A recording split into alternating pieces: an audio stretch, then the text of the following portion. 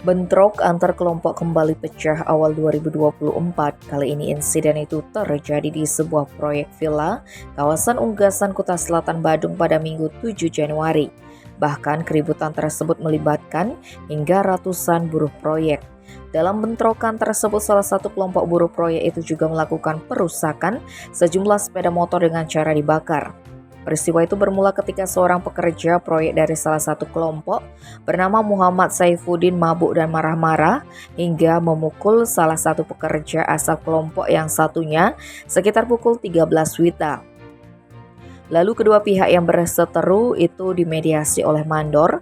Waktu itu mereka sepakat berdamai dan saling bersalaman. Akan tetapi, kesepakatan tersebut tidak bertahan lama, lantaran teman-teman pihak buruh yang jadi korban pemukulan berjumlah 20 orang datang ke TKP sekitar pukul 21:30 WITA.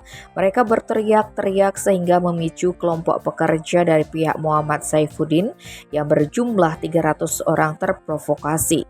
Maka terjadilah bentrokan dengan saling lempar batu. Karena sangat kalah jumlah, kelompok dari korban pemukulan pun terdesak sampai terpaksa mundur dari TKP dan meninggalkan 5 unit sepeda motor mereka.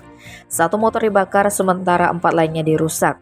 Menindaklanjuti adanya bentrokan itu, Polresta Denpasar menerjunkan Dalmas untuk mengamankan lokasi. Polda Bali juga turut menerjunkan personel untuk membantu pengamanan tersebut, sehingga aparat dapat mengangkut buruh proyek yang terlibat bentrok itu.